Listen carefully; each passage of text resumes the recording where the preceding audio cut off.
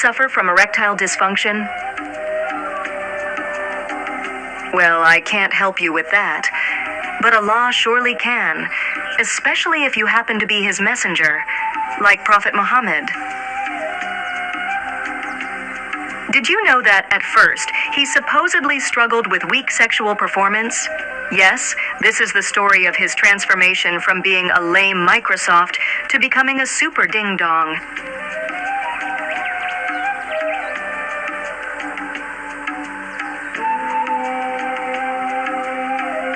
I was among the least of men in sex until Allah sent down kafit for me. And every time I wanted it, I found it. It is a dish with meat. Indeed, Allah invested in improving the Prophet's sexual performance. Even Jibril demonstrated his concern for the Prophet's sexual inadequacy. What should I do, O Jibril? I feel it's not improving yet. O Rasulullah, how are you coming along with eating harissa? Indeed, in it lies the strength of 40 men. Really? 40 men? Oh, wow. I have to keep eating that food from Allah. Woohoo!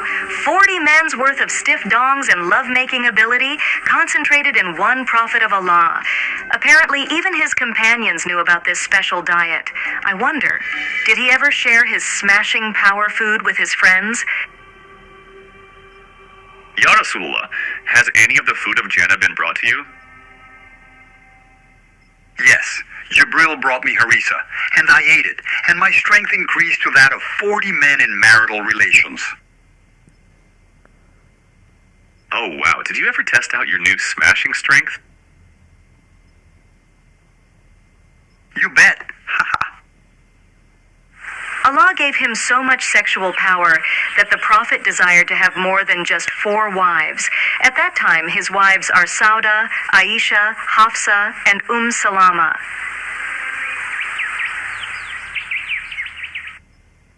According to Surah An-Nisa, verse 3 of the Quran, Muslims are permitted to have up to 4 wives. However, I wish to take my daughter-in-law, Zainab bin Josh, as my 5th wife. To make my wish come true, I may have to adjust some Quran verses. It would be good if I were not subject to the same limitations as other Muslims. He married his 5th wife, Zainab bint Josh, after seeing her naked and lusting after her. Watch the video titled Prophet Muhammad and Zainab on this channel for more details, or watch this video for a summary of the drama. The story begins when Prophet Muhammad forced his cousin Zainab bint Josh to marry his adopted son Zaid ibn Muhammad. He justified this action by referencing Quran Surah Al-Ahzab, verse 36. One day, Prophet Muhammad went to Zaid's house to visit him, but Zaid was not at home. When Prophet Muhammad entered, he unexpectedly saw Zainab in her room, undressed. Struck with desire, he exclaimed, "Bless him who changes hearts." Zainab later told her husband about this incident. Zaid immediately understood that his adopted father was attracted to his wife. According to the oldest Quranic tafsir by Al-Tabari, published in 923 AD, Zaid and Zainab lived peacefully. However, 300 years later, Ibn Kathir altered the story in his Quran tafsir, stating that Zaid and Zainab argued constantly. To please his adopted father, Zaid offered to divorce his wife Zainab so Prophet Muhammad could marry her. But Prophet Muhammad outwardly told him, "Keep your wife and fear Allah," concealing his true intentions. Behind this hesitation, Prophet Muhammad feared public gossip. Soon afterward, he declared that Allah himself had commanded him to marry Zainab, no matter what people might say. This claim appears in Quran, Surah Al-Ahzab, verse 37. Zaid then divorced Zainab, clearing the way. Prophet Muhammad wasted no time and quickly took her for himself.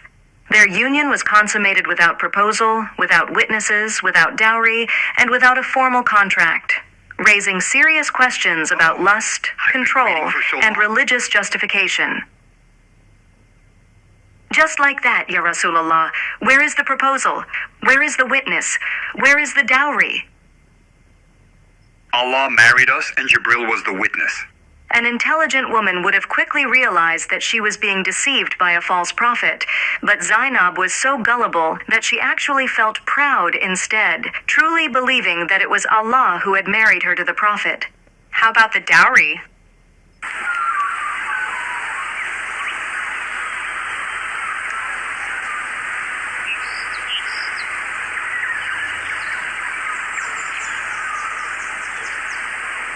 After that, Prophet Muhammad added more wives, such as Salama, Juwayriya bint al-Harith, Habiba, Safiya bint Huyay, and Maymuna bint al-Harith.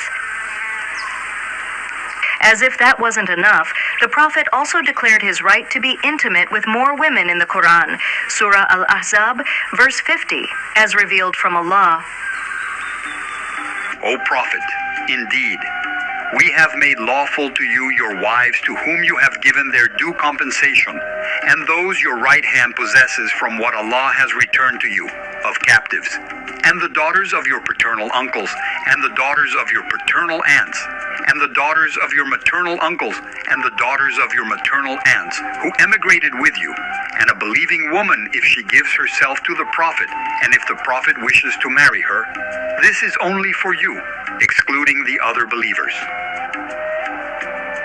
When the women found out that Prophet Muhammad could sleep with whomever he wanted, they reportedly came forward, hoping for the opportunity to be chosen as a companion. Aisha was not happy when she saw this. What is this? Do the nikah city with me, Marry me, Ya Rasulullah. For just a night, Ya Rasulullah. Let's have fun tonight, Ya We want to be Rasulullah. your hotel wives. I mean, 10 wives, Oh, Ya Rasulullah, Rasulullah. take me Pierce inside, me, Ya shake me Rasulullah. all night Let's long get together with your for a mighty night. dong. Now you know why Surah Al-Ahzab verse 50 is my favorite. Can a lady give herself to a man? These women have no shame, offering themselves to the Prophet. All kinds of women approached him, even those considered less attractive.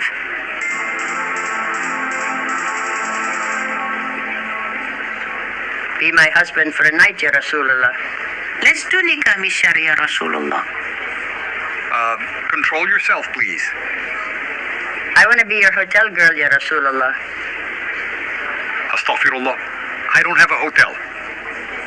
Oh dear, what should I do? Some of them are unsmashable. But he wouldn't be the Prophet Muhammad if he couldn't find a solution to the situation. O mediocre women, Allah has just continued Surah Al-Ahzab, verse 51. He said, You, O Muhammad, may defer the turn of whom you will among them and receive whom you will. And whomever you desire of those you temporarily set aside, there is no blame upon you. Really?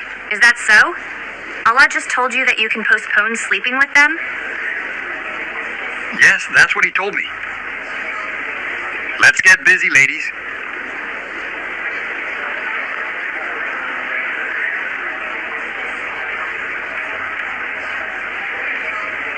I feel that your Lord hastens in fulfilling your wishes and desires. Allah quickly grants requests related to your sexual needs. Yet, just the way you feel. why did it take a month for the revelation regarding my innocence in the case of Al-Ifki? We are the rejects. Was it to confirm that I wasn't pregnant with Safwan's child? Did Allah need a month to discover the truth? Why was there such a long delay in this matter? Why does Allah remain silent? Aisha is smart enough to see through the Prophet's trick to deceive his followers. She isn't afraid to express her opinion about it. The Prophet's companions recognized her unique status as his beloved wife. She alone could speak boldly to him without fear of being beheaded. As quickly as you need them?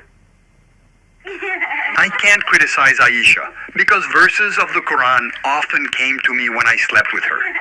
When I slept with other women, this did not happen. It is said that the people of Jannah will be given the strength of 100 men in eating, drinking, and sexual activity. By this measure, the Prophet's strength is claimed to have been equal to 4,000. But does this make sense? Why would Allah grant excessive sexual strength? What benefit does that offer humanity? Wouldn't it have been more meaningful to bless the Prophet with enough wealth to avoid plundering others' property? Surely moral integrity and justice matter more than boasting about sexual prowess. The answer is because sexual strength in Islam is usually considered a virtue. Let's read the explanation from Imam Ibn Hajar al-Asqalani in Fath al-Bari. And in this, the most profound of miracles befell the Prophet, sallallahu alaihi wasallam, as he, despite being engrossed in worship and knowledge of his Lord and building strength of character, was abstemious in food and drink, which necessarily implies bodily weakness precluding abundant sex. In spite of this, he used to go around to his women in one night, washing once, and there were 11 of them. This has been presented in the Book of Washing, and it is said that indeed all who are most devout to Allah, their sex drive is the strongest, for those who are not devout can only get near and look. They say Prophet Muhammad's sexual stamina was a miracle, but framing lust as divine undermines any claim to moral or spiritual integrity. It replaces compassion with control and wisdom with indulgence. Islam, as reflected in these doctrines, offers no meaningful advancement for humanity, only a system that sanctifies male dominance and personal privilege. With verses that permit polygamy in Quran Surah An-Nisa 3 and grant the Prophet unchecked sexual rights in Surah Al-Ahzab 50, it becomes clear that the religion prioritizes power and possession over justice or empathy.